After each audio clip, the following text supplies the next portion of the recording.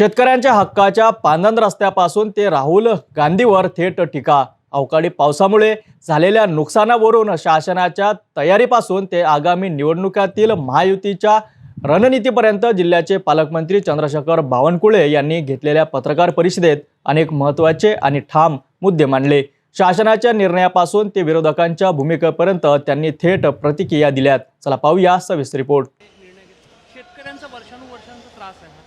मागच्या 40 वर्षापासून शेतकऱ्याची मागणी होती की आमच्या शेतातला जो रस्ता आहे तो किमान आमची बैलगाडी, किमान आमचा ट्रॅक्टर, किमान आमचा हार्वेस्टर शेतामध्ये गेलं पाहिजे। याकरता काही सरकारी जे पांदन रस्ते आहे त्यावर अतिक्रमण झालं आहे, ते अतिक्रमण काढून द्या। त्याकरता पोलिसांचा बंदोबस्त मोफत द्या। त्याकरता मोजणीसाठी पैसे आम्हाला लागतात ते घेऊ नका।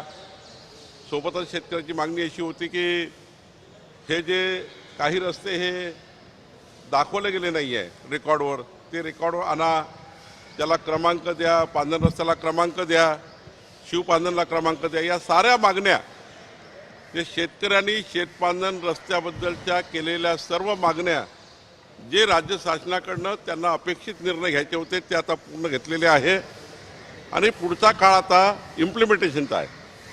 आता आमचे तहसीलदार, आमचे कलेक्टर, भूमी अभिलेख हे जे खाते आहे या खात्याच्या माध्यमातून संपूर्ण शासन निर्णयाचा आम्हाला आता अंमलबजावणी करायची आहे आणि मला विश्वास आहे की आमचे महाराष्ट्रातले सर्व लोकप्रतिनिधी, सर्व आमदार आपापल्या भागातल्या प्रशासनाशी बसून हे सर्व निर्णय इम्प्लिमेंट करून घेतील, या निर्णयाप्रमाणे काम करून घेतील। जसं मी अभिमानाने सांगतो की औस्याचे आमदार अभिमन्यू पवार यांनी यामध्ये खूप चांगलं काम केलं, अनेक आमदारांनी चांगलं काम केलं आहे।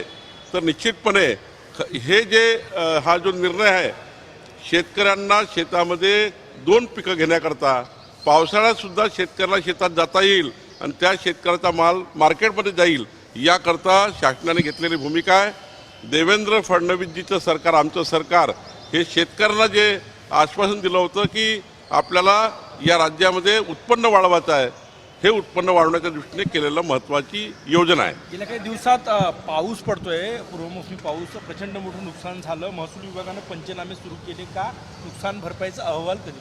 माननीय मुख्यमंत्र्यांनी नुकसान भरपाईच्या पंचनाम्याचे आदेश दिले आहे। मी सुद्धा काल सर्व जिल्हाधिकाऱ्यांची व्हिडिओ कॉन्फरन्स घेतली आहे।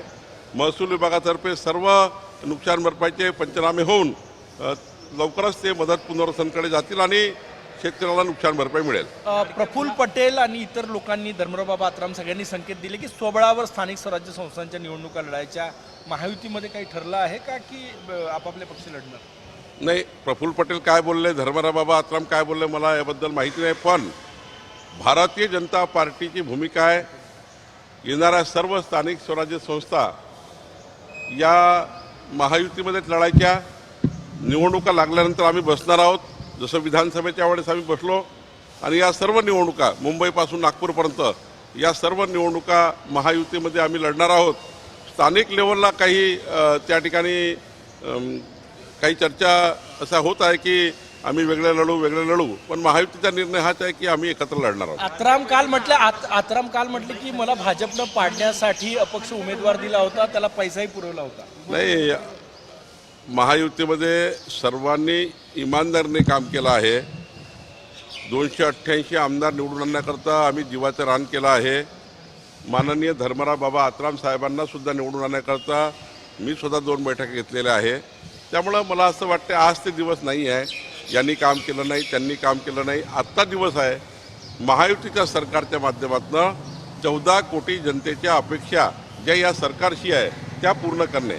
आता टीका टिप्पणीचे दिवस नाही, आता आरोप प्रत्यारोपाचे दिवस नाही, आता 14 कोटी जनतेला न्याय देण्याचे दिवस आहे। लाडक्या बहिणी योजनेसंदर्भात आदिवासी विकास विभागाचा 335 कोटींचा निधी वळवण्यात आला आणि त्यामुळे असा आरोप होत आहे की आदिवासी विकासांच्या योजनेवर त्याचा परिणाम होईल। नाही, मला काही समजत नाही कोण या बातम्या पेरतं, कोणाकडनं या बातम्या येतात, कसा तरी संभ्रम समाजामध्ये तयार करतात। कशाला आदिवासी समाजाचे पैसे वळवता येतं? लाडक्या बहिणींचे जे योजनेचं बजेट हेड वेगळं आहे, आदिवासी समाजाच्या योजनाचं बजेट हेड वेगळं आहे, सामाजिक न्यायाचं वेगळं आहे. तिकडनं तिकडं करता येत नाही आणि त्यामुळं लाडक्या बहिणीच्या वेगळंच बजेट आहे सरकारमध्ये. त्यामुळं मला असं वाटतं हे खोटारडेपणा आहे. हा नुसता त्या ठिकाणी काहीतरी बातम्या देऊन समाजामध्ये सरकारचं नाव बदनाम करण्यासाठी केलेलं कारस्थान आहे. पालकमंत्री चंद्रशेखर बावनकुळे यांनी शासनाच्या विविध योजना, शेतकऱ्यांच्या अडचणी आणि राजकीय दिशा यावर ठाम स्पष्ट भूमिका मांडली. विरोधकांवर जोरदार टीका करत त्यांनी जनतेला अफवांपासून सावध राहण्याचे आवाहन केले.